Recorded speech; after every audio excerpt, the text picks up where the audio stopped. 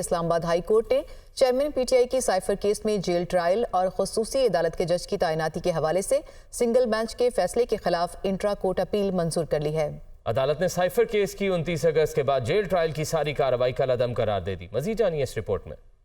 Chairman P T I کی cipher case میں intra court appeal منظور۔ اسلام آباد ہائی کورٹ نے جیل میں ہونے والی اب تک کی کارروائی کا عدم قرار دے دی۔ اسلام آباد ہائی کورٹ کے جسٹس میاں گل حسن اورنگزیب اور جسٹس سمن رفت امتیاز پر مشتمل ڈویژن بینچ نے انٹرا کورٹ اپیل کا مختصر حکم نامہ جاری کیا۔ حکم نامے میں کہا گیا کہ چیئرمین پی ٹی آئی کی سنگل بینچ کے فیصلے کے خلاف انٹرا کورٹ اپیل قابل سماعت قرار دی جاتی ہے۔ آفیشیل سیکرٹ ایکٹ خصوصی عدالت کے جج تعیناتی کا نوٹیفیکیشن قانون کے مطابق ہے۔ خصوصی حالات میں جیل ٹرائل کیا جا سکتا ہے، تاہم اوپن یا ان کیمرہ ٹرائل کے تمام تقاضے پورے کرنا ہوں گے۔ مختصر حکم نامے میں کہا گیا کہ 29 اگست سے آج تک کا سائفر کیس کا جیل ٹرائل کا عدم قرار دیا جاتا ہے اور جیل ٹرائل سے متعلق 29 اگست، 12 ستمبر، 25 ستمبر، 3 اکتوبر اور 13 اکتوبر کے نوٹیفیکیشنز غیر قانونی ہیں۔ کابینہ کی منظوری کے بعد 15 نومبر کو جیل ٹرائل کے نوٹیفیکیشن کی بھی کوئی قانونی حیثیت نہیں، کیونکہ یہ کسی جوڈیشل آرڈر کے تناظر میں جاری شدہ نوٹیفیکیشن نہیں۔ اس نوٹیفیکیشن کا اطلاق ماضی پر نہیں ہوگا۔ انٹرا کورٹ اپیل کا تفصیلی تحریری حکم نامہ بعد میں جاری کیا جائے گا۔ Chairman Peoples Party Bilawal Bhutto کہتے ہیں کہ عوام نے تبدیلی کا نعرہ لگانے والوں کو بھی دیکھ لیا اور مہنگائی لیگ کا اصل چہرہ بھی دیکھ لیا، شیر تو بلی نکلا۔ انہوں نے کہا کہ عوام کو ریلیف نہیں دیا گیا۔ مزید کہا کہ فروری میں الیکشن ہوں اور سرد موسم سے متعلق کہنے والوں کو بتا دوں کہ پیپلز پارٹی ہر قسم کے حالات میں انتخابات میں بھرپور حصہ لینے کے لیے تیار ہے اور اس مرتبہ فتح پیپلز پارٹی کی ہوگی۔ وہ دیر میں جلسہ عام سے خطاب کر رہے تھے۔ پی ٹی آئی کا بھی اصل چہرہ دیکھ لیا ہے۔ وہ جو تبدیلی کا نعرہ اٹھاتے ہیں، انہوں نے تباہی کے علاوہ کچھ نہیں کیا۔ آپ نے اب مہنگائی لیگ کا بھی اصل چہرہ دیکھ لیا ہے۔ وہ شیر تو بلی نکل لیا ہے۔ آپ کو پاکستان پیپلز پارٹی کو موقع دینا پڑے گا۔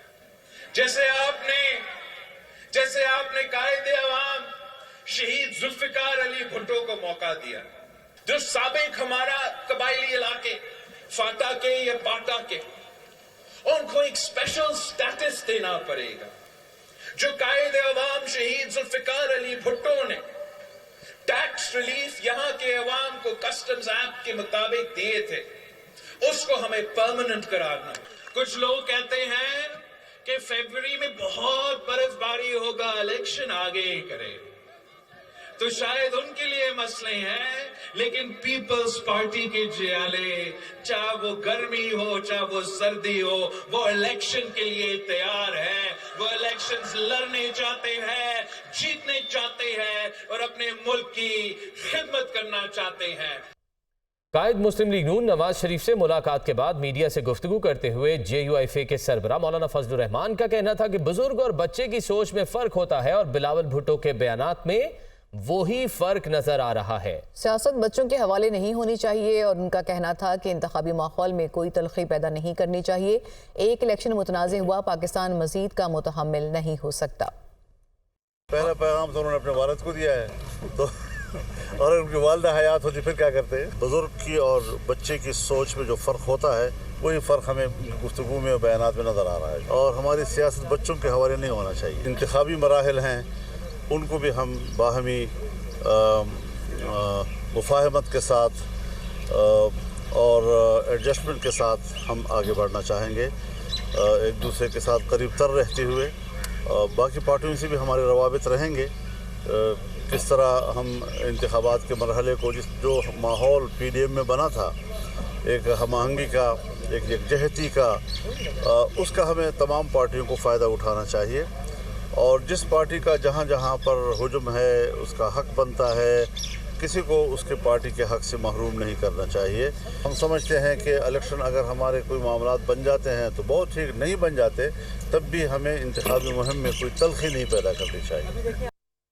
آگے بڑھتے ہوئے آپ کو بتائیں کہ مسلم لیگ نون کے قائد نواز شریف اور سربراہ جے یو ایف اے مولانا فضل الرحمان کے درمیان آئندہ عام انتخابات کے حوالے سے مل کر چلنے پر اتفاق ہوا ہے۔ مولانا فضل الرحمان کہتے ہیں کہ طے پایا ہے کہ ماضی کی طرح آئندہ بھی مل کر چلیں گے، انتخابی معاملات میں ایڈجسٹمنٹ بھی ہوگی۔ سابق وزیر اعظم نواز شریف اور شہباز شریف نے اسلام آباد میں مولانا فضل الرحمان سے ان کی رہائش گاہ پر ملاقات کی اور ان کی خوشدامن کے انتقال پر تعزیت کی۔ مولانا فضل الرحمان نے میڈیا سے گفتگو کرتے ہوئے بتایا کہ ملاقات میں ماضی کی طرح مستقبل میں بھی مل کر چلنے پر اتفاق ہوا ہے، جبکہ انتخابی معاملات میں بھی ایڈجسٹمنٹ کریں گے۔ بلاول بھٹو کے حوالے سے پوچھے گئے سوال کے جواب میں سربراہ JUI نے کہا کہ بچے اور بڑے کی بات میں فرق ہوتا ہے، تاہم ہم نے پیپلز پارٹی کے خلاف انتہا پسندانہ رویہ اختیار نہیں کرنا۔ مولانا فضل الرحمان کا کہنا تھا کہ چاہتے ہیں تمام ادارے اپنی حدود میں رہ کر کام کریں۔ میڈیا نے ان کے بیان کو ایسے چلایا جیسے ہم انتخابات نہیں چاہتے۔ ان کا مزید کہنا تھا کہ جب امریکی سفیر کسی سے ملتا ہے تو اس کا مطلب کچھ اور ہی ہوتا ہے۔ مسلم لیگ نون کے رہنما رانا ثناءاللہ کہتے ہیں کہ بلاول بھٹو کو اس انداز سے جواب نہیں دینا چاہتے۔ ہماری پالیسی ہے کہ اس قسم کی تلخیوں کو بڑھانے کی بجائے کم کریں۔ مزید کہا کہ بلاول بھائیوں کی طرح ہیں، انتخابات میں کامیابی حاصل کر کے اکثریت سے حکومت بنائیں گے۔ عوام نے منتخب کیا تو ملک کو دوبارہ ترقی کے ٹریک پر لائیں گے۔ وہ لاہور میں نیوز کانفرنس کر رہے تھے۔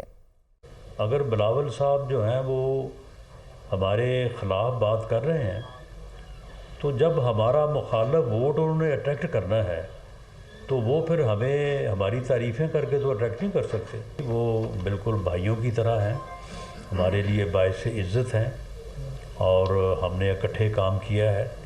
میری ان سے بھی یہ گزارش ہوگی کہ سیاست میں جو گندگی اور اوئے توئے کا کلچر ہم نے فیس کیا ہے پچھلے 4.25 سال 3.5 سال، جس کی وجہ سے ملک جو ہے وہ بحرانوں کا شکار ہوا، ہم نے یہ دیکھا کہ اپوزیشن سے، اپنے مخالف سیاستدانوں سے بات کرنے کے روادار نہ تھے اور اتنا تکبر اور اتنی رونیت تھی کہ وہ ہر بات پہ یعنی جو ہے وہ اس قسم کی گفتگو کرتے تھے کہ جو کسی بھی اخلاقی دائرے میں نہیں آتی۔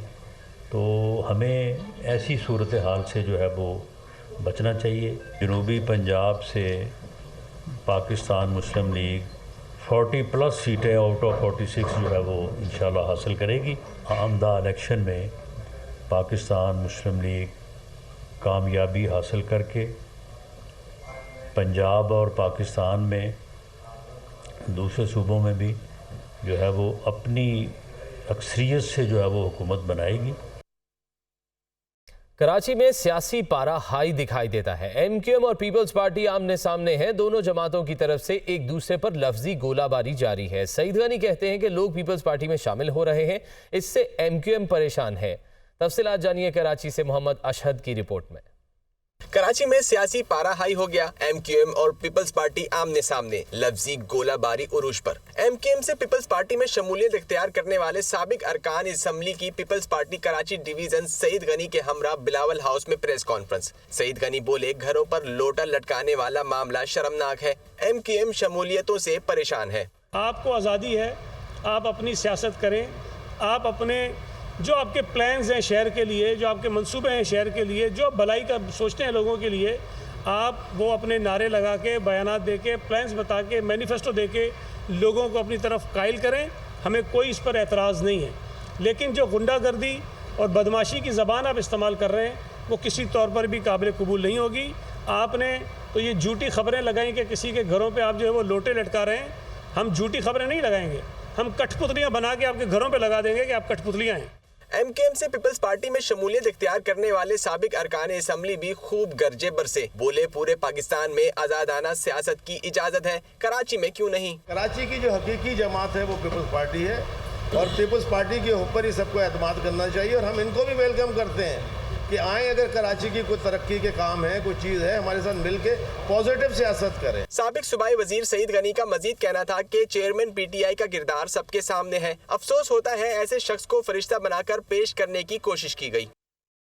Army chief general Syed Asim Munir نے اسٹرائک کور کا دورہ کیا ہے، جہاں انہوں نے اسٹرائک کور کی مشترکہ تربیتی مشق کا مشاہدہ کیا۔ مشق کے شرکاء سے خطاب میں آرمی چیف کا کہنا تھا کہ امن کے وقت میں صرف حقیقت پسندانہ مشن پر مبنی تربیت ہی میدان جنگ میں بہترین کارکردگی کی ضمانت دے سکتی ہے۔